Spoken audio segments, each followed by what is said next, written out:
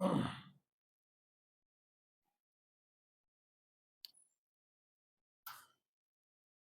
لله رب العالمين والصلاة والسلام على سيد الأنبياء والمرسلين وعلى آله وأصحابه أجمعين. أعوذ بالله من الشيطان الرجيم. بسم الله الرحمن الرحيم. رب اشرح لي صدري ويسر لي أمري واحلل عقدة من لساني يفقهوا قولي. سبحانك لا علم لنا إلا ما علمتنا إنك أنت العليم الحكيم. صدق الله العظيم.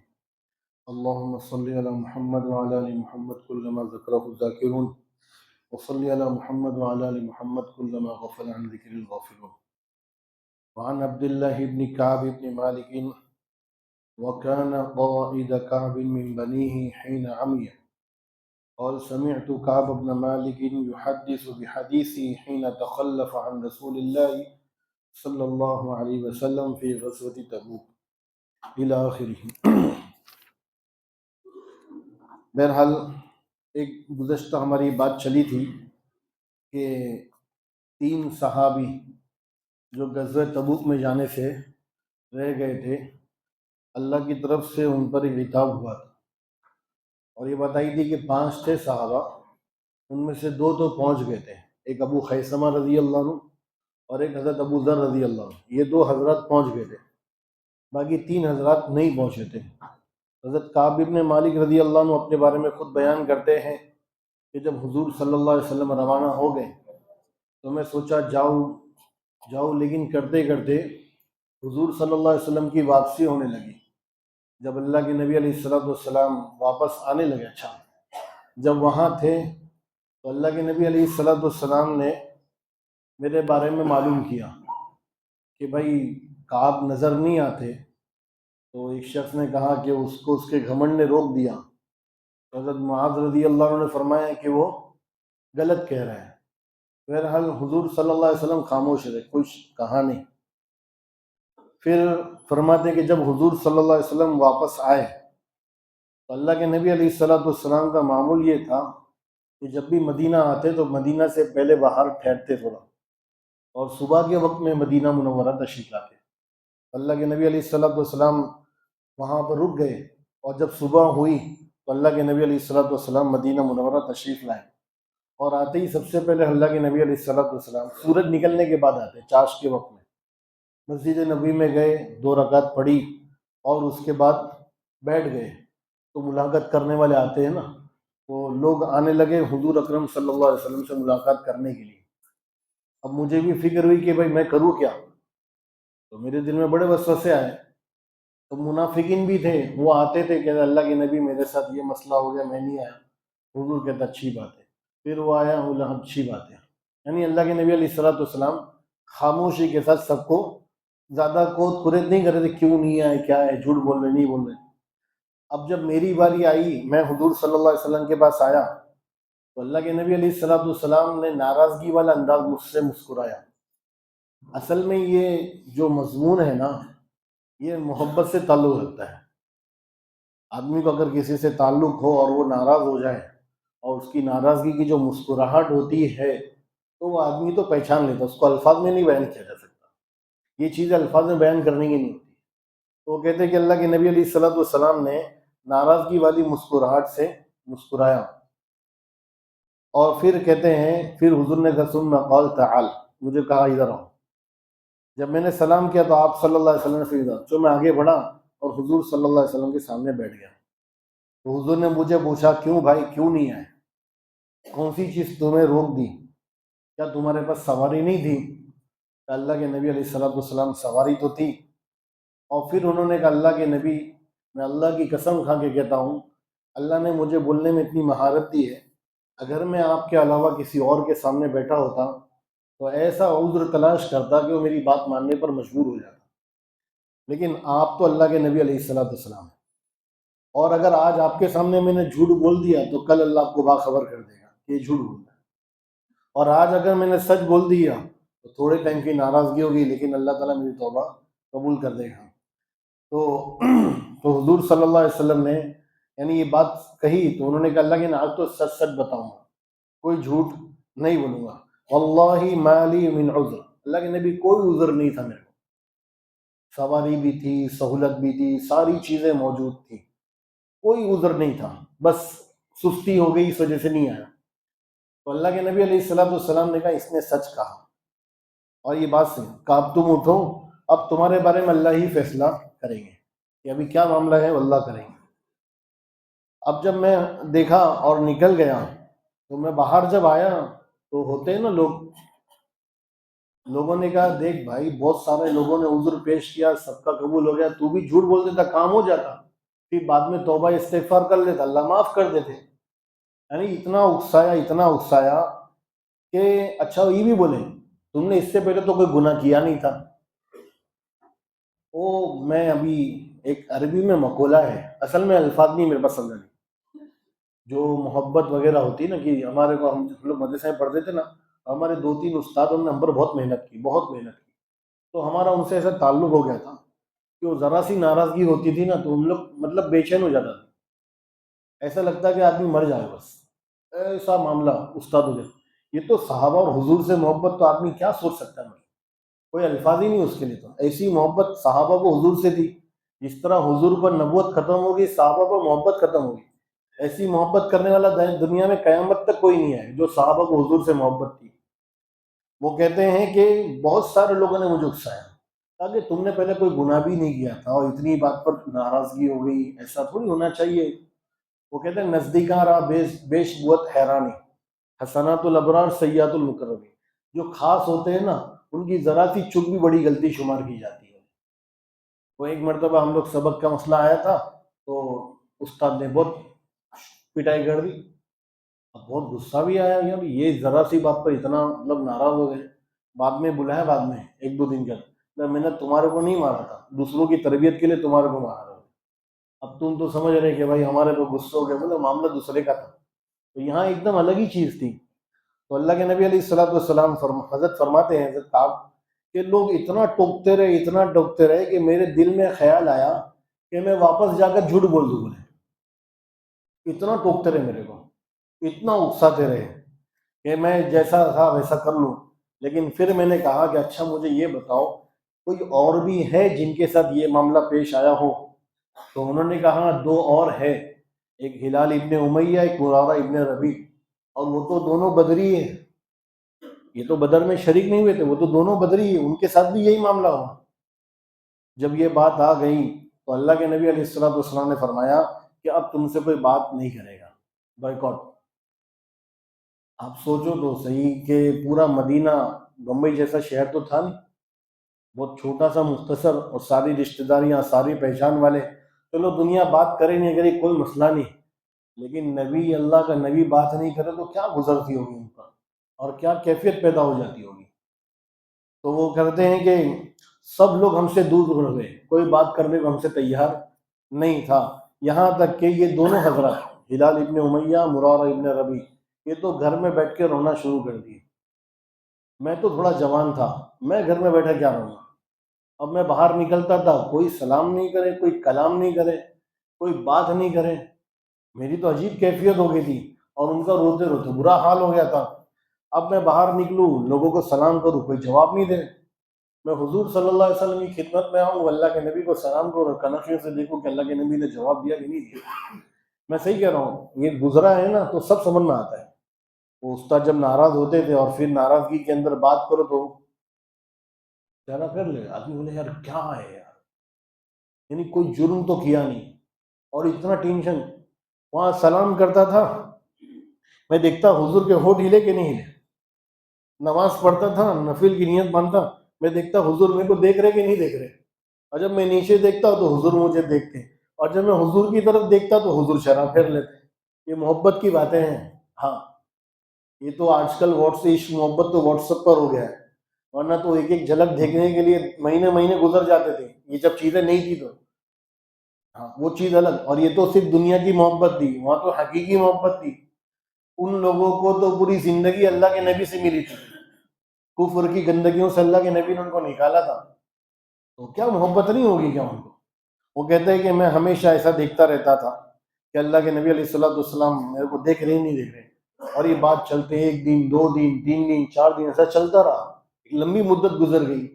پورے مدینہ کے اندر کوئی بات کرنے کو تیار نہیں. ایک نبی سے بات، اللہ کے نبی کا حکم آیا کوئی آدمی کی مجال ہے کہ ان سے بات کر لیں. وہ کہتے ہیں کہ ایک مرتبہ میں اپنے چچا زاد بھائی کے گھر پر گیا، ابو قتادہ رضی اللہ عنہ کے، اور میں دیوار پھلانگ کر اندر گھس گیا. کوئی تھا وہاں پر؟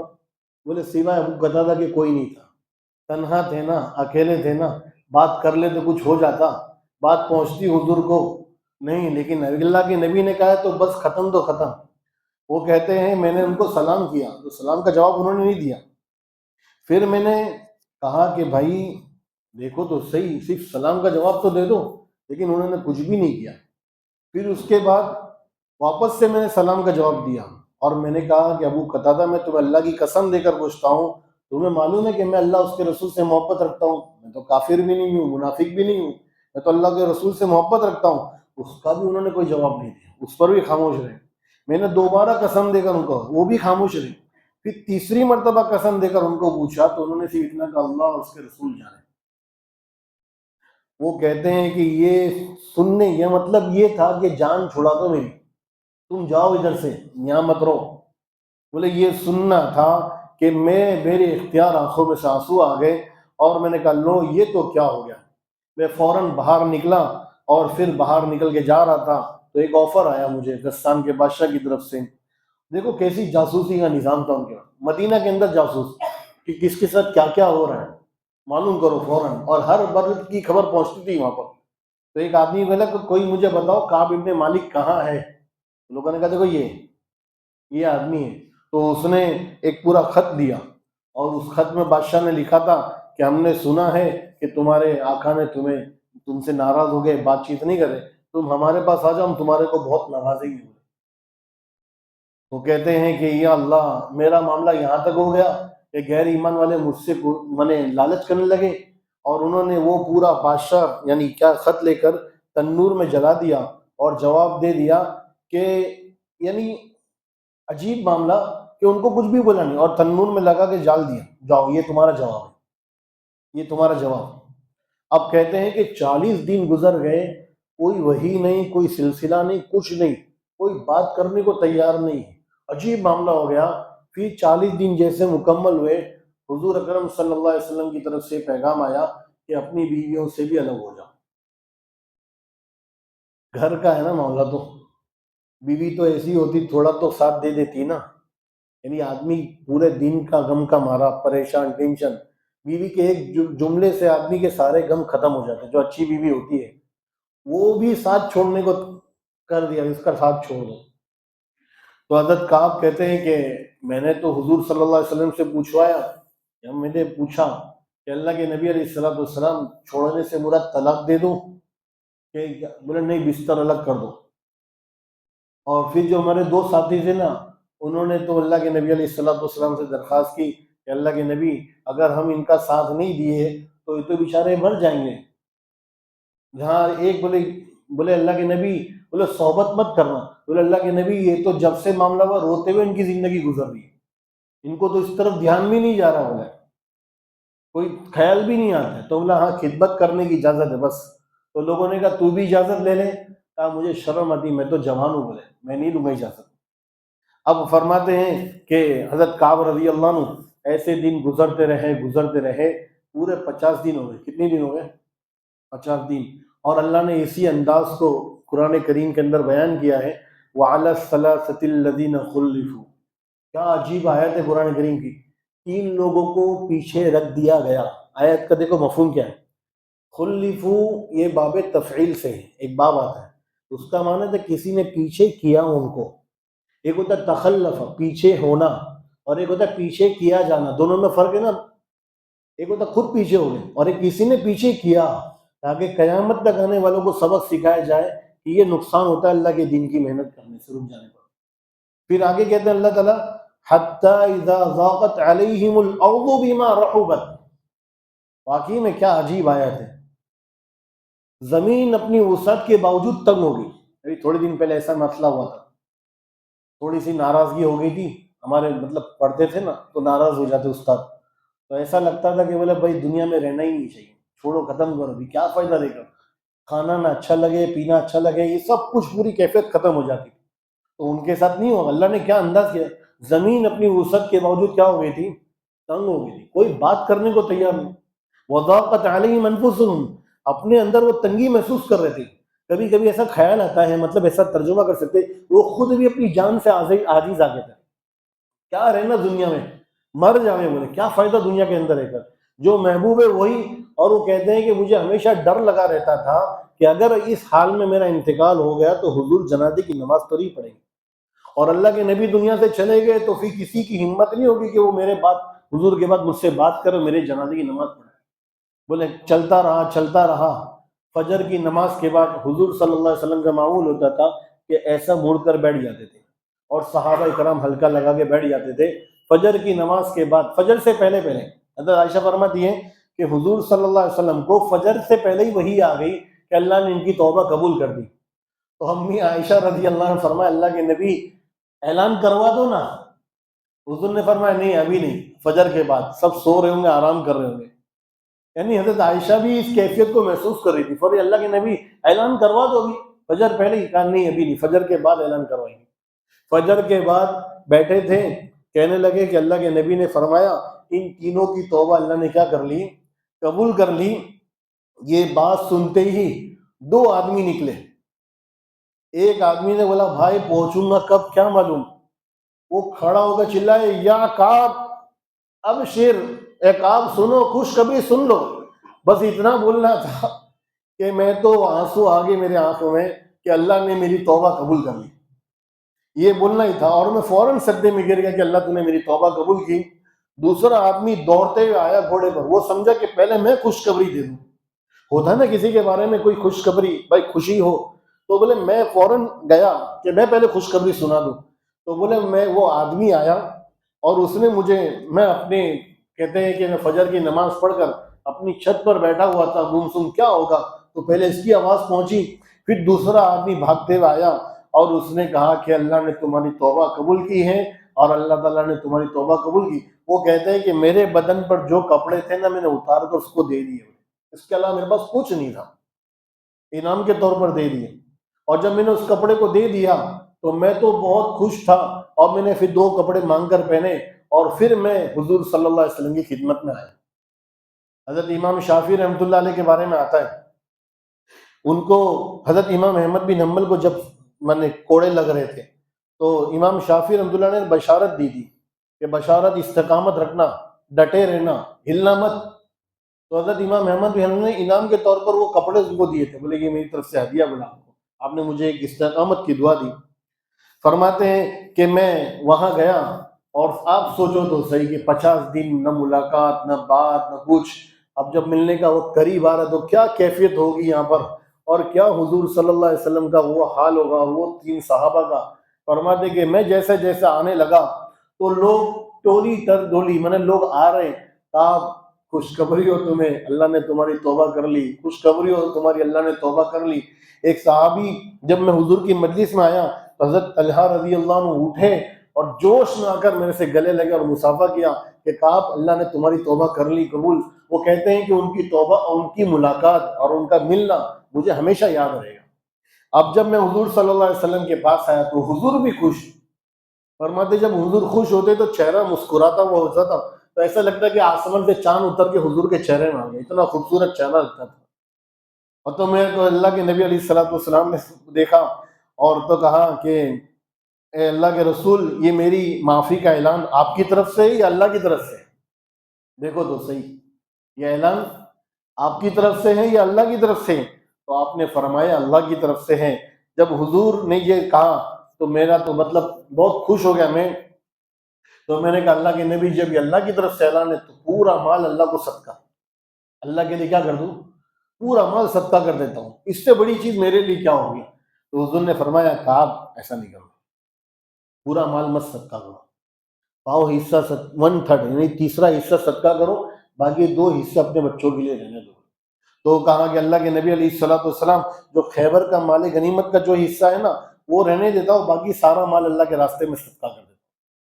پھر یہ بات ہو گئی تو میں نے کہا اللہ کے نبی رسول علیہ الصلوۃ والسلام مجھے تو اس چیز سے نجات صرف سچائی کی وجہ سے ملی ہے, لہذا میں یہ طے کر لیا جب تک زندہ رہوں گا سچ بولوں گا, سچ کے علاوہ کچھ بھی نہیں بولوں گا. اور فرماتے ہیں کہ اللہ کی قسم مجھے نہیں معلوم کہ اللہ نے کسی مسلمان کو اس کے سچ بولنے پر ایسا آزمایا ہوگا. کیا کہتے ہیں؟ مجھے نہیں معلوم کہ اللہ نے کسی مسلمان کے سچ بولنے پر اس کو ایسا آزمایا ہوگا کہ حضور کے سچ بولنے پر جو مجھے آزمایا گیا. ویسے ان کے دو ساتھی بھی تھے لیکن ان کے ساتھ جتنا معاملہ نہیں جو ان کے ساتھ ہوا تھا. تو یہ حدیث لانے کا مقصد یہ تھا کہ اللہ تعالیٰ نے فرمایا توبہ قبول کرنے والے ہیں، تو ان سے بھی یہ ہوا تھا تو اللہ نے ان کی بھی توبہ کیا کی ہے؟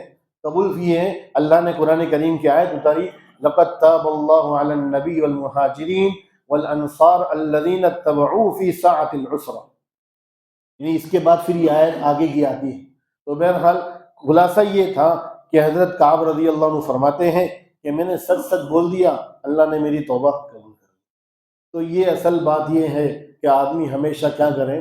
سچ بولیں اور جھوٹ. دیکھو ایک بات تو یاد رکھنا، سچ میں ایک چیز بولنا تھا میں بھول گیا. بہرحال کہ حضرت کعب رضی اللہ عنہ کا پورا واقعہ لانے کا مقصد یہ تھا کہ آدمی سے اگر کچھ ہو جاوے تو توبہ کر لے، اللہ توبہ قبول کرنے والے ہیں. اللہ ہم سب کو اپنی بارگاہ میں بار بار توبہ کرنے کی توفیق عطا فرمائے. دیکھو میں واپس کہتا ہوں کہ دیکھو یہ حالات اور یہ ساری چیزیں، بارش کا نہ ہونا، یہ سارا نہ ہونا، یہ سب ہمارے گناہوں کی نحوست ہے. حضور صلی اللہ علیہ وسلم نے فرمایا جب ناپ تول میں کمی ہوتی ہے نا، ناپ تول میں ہم لوگ سمجھتے کیا؟ یہی بس، یہ نہیں ہے. بہت ساری چیزوں میں ناپ تول میں کمی ہوتی. وَيْلٌ لِّلْمُطَفِّفِينَ، پوری آیت پڑھو، اس کی تفسیر معلوم پڑ جائے گا. آپ کسی جگہ جاب کرتے ہیں، آپ کا طے وہ 8 گھنٹے کا، آپ 8 گھنٹے کی جگہ 7 گھنٹہ لگا رہے، یہ بھی ناپ تول میں کمی ہے. ہاں، تو جب ناپ تول میں کمی ہوتی ہے نا تو اللہ بارشوں کو روک لیتا ہے. اس لیے خوب توبہ کا اہتمام کریں، خوب معافی کا اہتمام کریں. ابھی بھی دروازے کھلے ہوئے ہیں، آدمی 2 ہاتھ اٹھا لے اور اللہ سے کہ اللہ میری توبہ، میں آئندہ گناہ نہیں کروں گا، مجھے معاف کر دے. اللہ واقعی میں سب گناہوں کو معاف کر دے گا. اللہ کہتے ہیں ولا ابالی، کسی کی کوئی پرواہ نہیں مجھے، کہو تمہارے وہ جو کرنا کرو لیکن میں اپنے بندے کو معاف کر دوں گا. تو اللہ تبارک تعالیٰ ہم سب کو صحابہ جیسی محبت نصیب فرمائے، اور اللہ ہمیں اپنی زندگی کے ہر موڑ پر، ہر معاملے میں سچ بولنے کی توفیق عطا فرمائے. سبحان اللہ بحمدی، سبحانک اللہم وبحمدک، اشہد ان لا الہ الا انت، استغفرک واتوب الیک. سبحان ربک رب العزۃ عما یصفون، والسلام علی المرسلین، والحمد للہ رب العالمین.